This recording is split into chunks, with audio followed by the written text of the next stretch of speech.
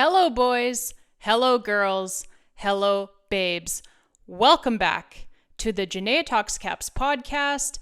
As always, thank you all so much for tuning in today. And I would like to invite you, if you have not already done so, to please go ahead and subscribe to our podcast. If you do enjoy listening to the show, right down to the end of the regular season here, and then obviously into the Stanley Cup playoffs as well. We are going to be doing regular weekly episodes here, and so we would love to have you along here with us for this ride, covering what will hopefully be a long playoff run for our first place Washington Capitals, and covering Alexander Ovechkin's pursuit of the all-time goals record as well. That, folks, is going to be loads of fun, as will, of course, the Stanley Cup playoffs. So join us here. Click on that subscribe button if you feel so inclined. And let's get down to business, boys and girls and babes, because where we are at right now with our Washington Capitals, you know what? Currently, they have taken over that top spot in the National Hockey League from the Winnipeg Jets. Our Caps winning again tonight, this time 4-1 over the Detroit Red Wings. And at the time of recording here, the Winnipeg Jets have just finished up a regulation loss in Vancouver to my hometown Canucks. And so they fall a little bit behind now thanks to the games played statistic, as both the Winnipeg Jets and our Washington Capitals have accumulated now 98 standings points each, but the Caps have done it in one fewer game played. Just 68 games played for the Caps compared to 69 played for the Winnipeg Jets. And so because of that, because of having the better points percentage here, our Washington Capitals currently sit in first place in the entire National Hockey League, folks, and they are the front runners right now for the President's Trophy. Should they get it, obviously, the President's Trophy, that would be this franchise's fourth President's Trophy since 2010, which is simply incredible. But yeah, I mean, more important than any regular season accolades, obviously, will be the Stanley Cup playoffs. And so I wanted to talk a bit today about the Eastern Conference playoff picture as it is currently constructed, taking a look at that Eastern Conference wildcard race, because obviously, as the top seed here, that is going to affect the Caps a whole lot at some point down the road here in terms of who their first round opponent will be. So if we're going to look at that, if we're going to look at that through a Washington Capitals lens, I guess you could say, from a Washington Capitals fan perspective, while I am always hesitant to be one of those people who's like, oh man, you know what? I would rather face this team in the first round or in the next round or what have you. The old Toronto Maple Leafs fans, we want Florida, right? That type of garbage. Because I think that we have seen and we know, like it's a fact, right? That type of behavior can certainly come back to bite you. Cough, Panthers in 5 games over the Leafs. Cough. But I do think that, so long as we're just strictly having an innocent chat here in a completely non-arrogant type of way, then it is probably okay to say who we would rather face and who we would rather not have to run into in the first round, right? Just let's talk about our preferences. Like I said, in a completely non-arrogant way, I'm not ready to say that we would for sure beat any team, because that is just not how the Stanley Cup playoffs work. That is just not how hockey in general works. But I mean, personally, for me, I think the one team that I would most like to avoid in the first round is probably the New York Rangers. Not because I think that they're actually any good at all, really, but my reasoning for wanting to avoid them is twofold.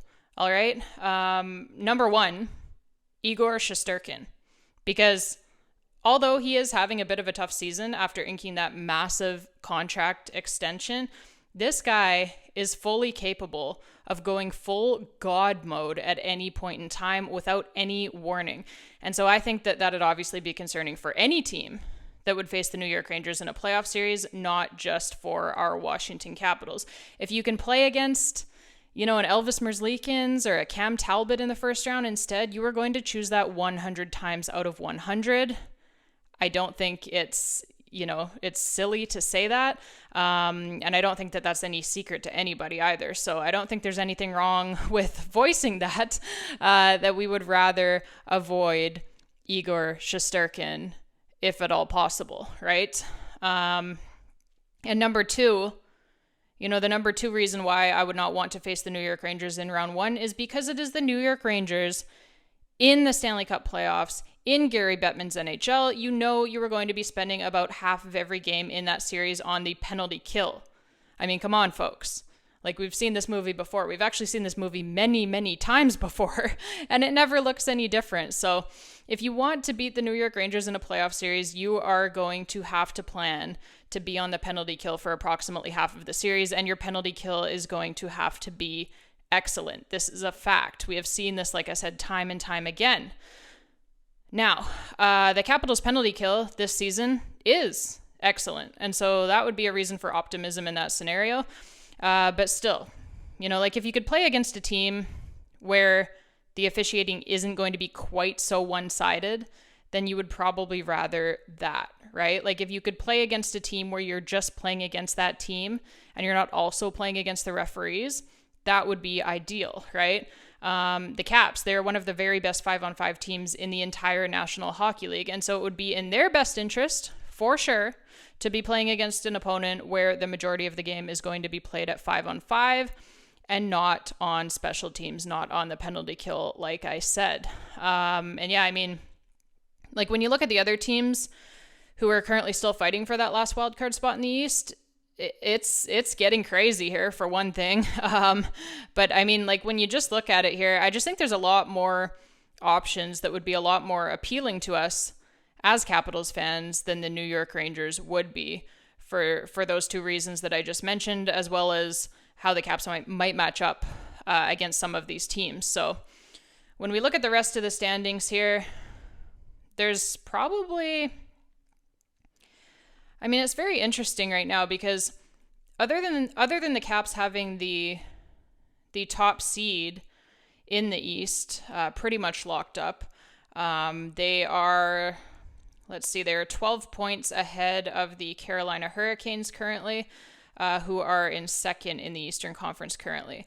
And then behind them is the Florida Panthers, 13 points now behind our Washington Capitals. So a 12-point and a 13-point lead on the next two teams, respectively, in the Eastern Conference. So the Caps, being the top seed in the Eastern Conference, is probably almost pretty much locked up at this point.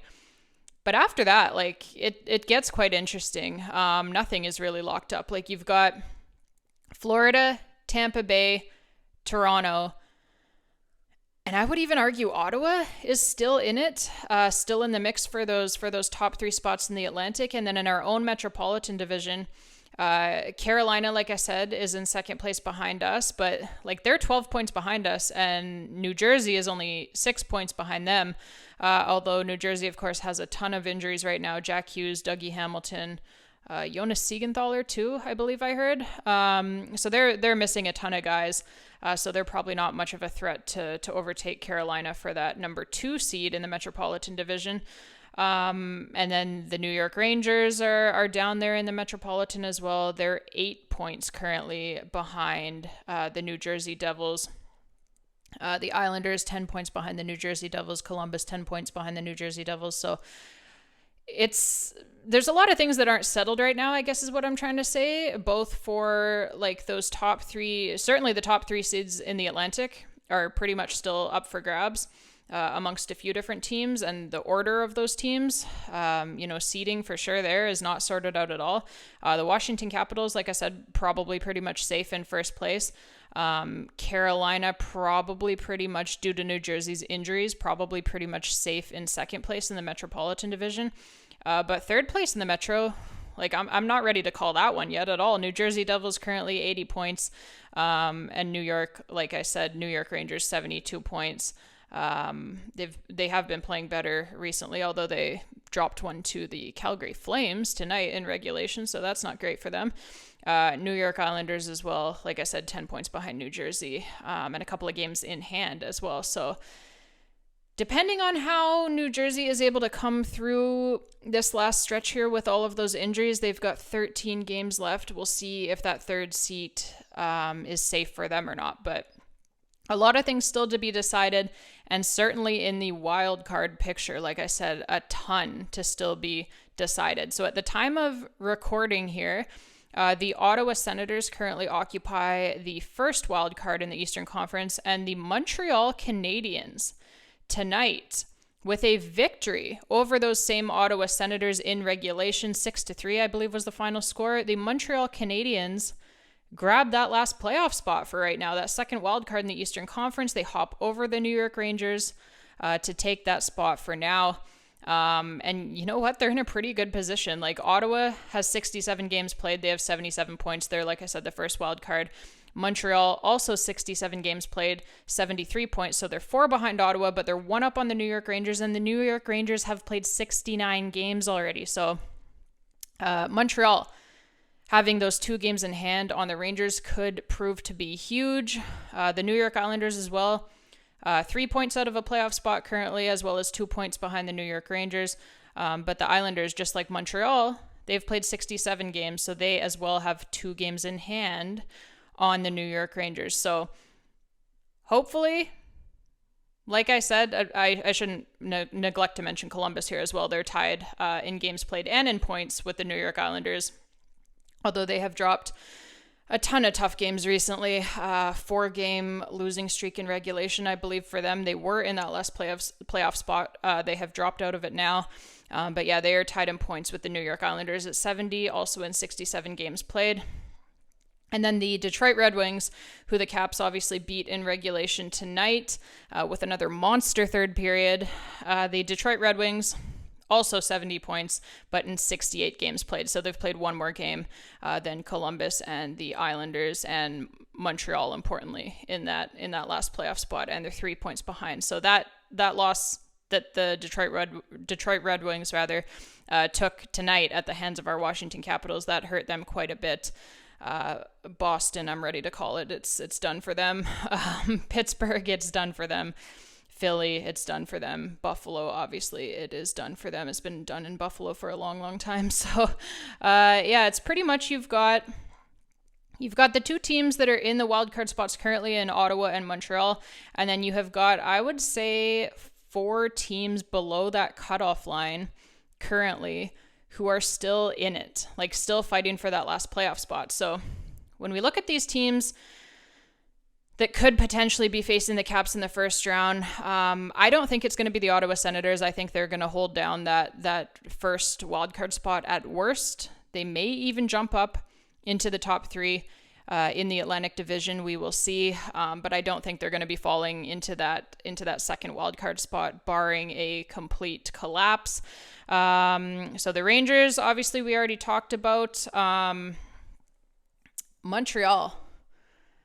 This would be a super fun series if you're a Capitals fan. If you're a Montreal fan, obviously, as well. Those folks are dying to get in the playoffs. Such great fans out there in Montreal. I'm just going to say it. I hope Montreal makes it, because the Bell Center during playoff time is lit. It's lit. So I would love to see the Bell Center being in the Stanley Cup playoffs this season for sure. And yeah, they currently do occupy that last wildcard spot, so we'll see. But yeah, the Montreal Canadiens, if they were to get in terms of, like I said, looking at from a Washington Capitals lens, from a Washington Capitals perspective, I've got to say I think that's a pretty good matchup for the Caps, just based on like the roster construction of those 2 teams and the styles of game that they play. Montreal, a smaller team. The Caps obviously are freaking huge. And the Caps, they play a very heavy, physical, hard forechecking, run you through the glass type of game. I think we'll see that ramped up even more by the Capitals in the playoffs.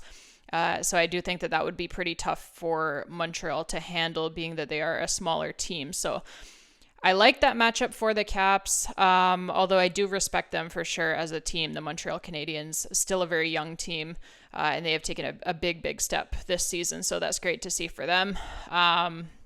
Rangers, like I said, we already talked about. The New York Islanders, you know what? I want to say that I would love this matchup for the Caps, and I would, on paper. Like, I would love the Caps' chances of winning a playoff series against the New York Islanders. I'm just not sure that I would want to watch it, if that makes sense. Like, it would be a total snooze fest because the New York Islanders play such a gosh darn boring brand of hockey. It's brutal to watch. So I love the matchup on paper, like I said, from the Caps' perspective. I do think that the Caps would have a very good chance of winning that series. Do I think that it would be fun to watch? No. Would we care, though, as long as we win? No, we would not care. So New York Islanders, I think, is a pretty good matchup for the Caps.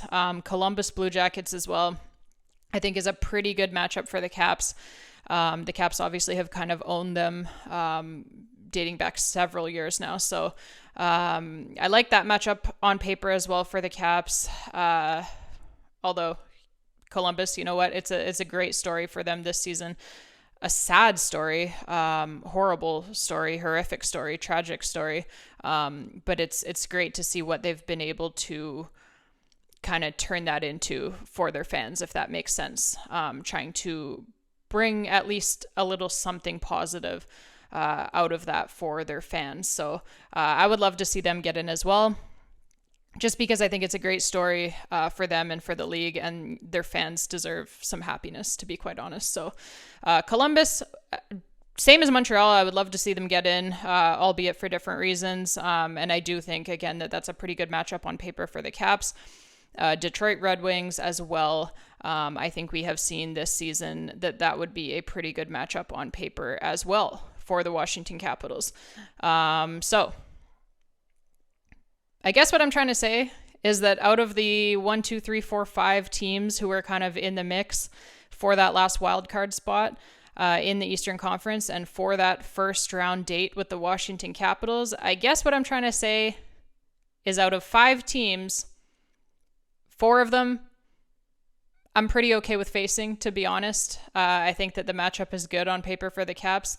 The only one team that I would really quite like to avoid would be the New York Rangers. And like I said, the reason being twofold. Igor Shesterkin, for sure.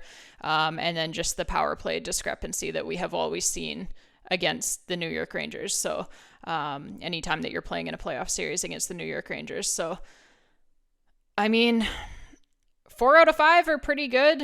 1 out of 5, I don't really want to see. So why do I feel like it's going to be that 1 out of 5 that's going to get in? Gosh, I hope not.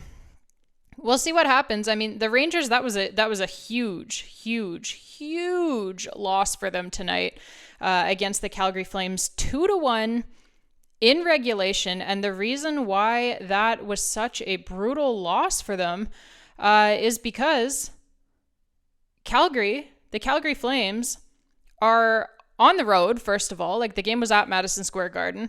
But the Calgary Flames are on the road, and they played last night in Toronto against the Maple Leafs. They got waxed by the Leafs in Toronto. 6-2, I believe it ended. That was the final score there. And then they had to travel overnight, cross-border travel from Canada down to the States to be in New York for this matchup tonight. They're on the second half of a back-to-back, the Flames are.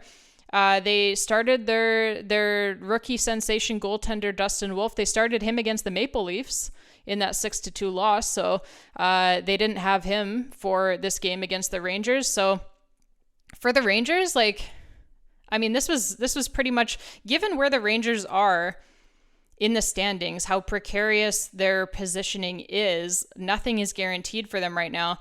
Pretty much every game is a must-win for all of these teams, but for the New York Rangers, given the circumstances of, like I said, travel, the back-to-back, and their starting goalie being out and everything for the Calgary Flames, Given all of the circumstances surrounding that game and given the New York Rangers' position in the standings, that was pretty much as close to a must-win game for the New York Rangers as you can have, right? And they blew it. They dropped it 2-1 in regulation, like I said, to the Calgary Flames. So, by the way, not just they dropped the game, but like I'm looking at it right now. I knew it was bad, but I wanted to look it up to make sure that I brought you guys the exact correct information. The Calgary Flames in this game against the New York Rangers, the Calgary Flames outshot the Rangers 35-13.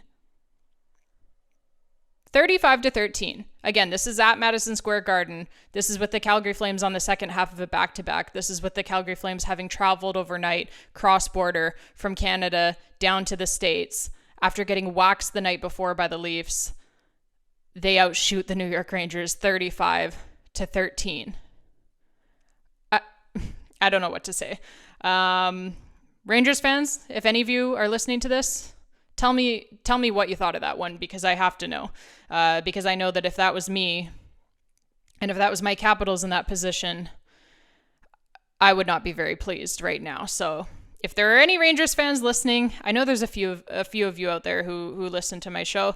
If there are any Rangers fans listening to this one, please drop me a comment. Let me know how you feel about that game that just occurred for you. As that's a brutal one, man. Like that's pretty much a must win, honestly. Like you need every 2 points that you can get there. And it was ugly, to be honest. Like there's just no other way to put it. So, Dan Vladar getting the win in net for the Flames over, I'm assuming Igor Shesterkin. Just checking here. Yep, Igor Shesterkin. 33 saves on 35 shots against. So he has a .943 save percentage and loses the game because his team can't score a goal. So that's great for him. Oh, to be a goalie, right? I would know. No, I've always played on pretty good teams, so I'm lucky that way. But anyways, what do you guys think about all of this? If you could pull a name from a hat for who the Caps are playing against in the first round in a few weeks, whose name are you hoping to pull? Let me know in the comments section. Let me know what you guys think. Do you even think it matters at all who they play in the first round? That's another interesting argument. So let me know what you think. Let me know your thoughts, whether, like I said, whether it's who do you want them to play, who do you not want them to play, or does it even matter at all? As like I said, that is another interesting argument, because some would argue that it doesn't matter, or at least it shouldn't matter who you play if you are as good as the Caps have been all season long here. So let me know. And in the meantime, that is going to be it for this one, folks. Again, if you enjoy the show that we do here, please give a click on that subscribe button and follow along with us for the rest of this season and beyond. We'd love to have you. Love, love, love it. And once again, thank you all so much for listening today. The support that this show and this channel has gotten has been so incredible to see, and I really, really appreciate it. It warms my heart so much. It really, really does. I don't mind putting this effort in to make this content, given that you guys seem to be enjoying it, right? So I love doing it. I love having you here. And until next time, babes, Janae Talks Caps signing off. Let's go, Caps.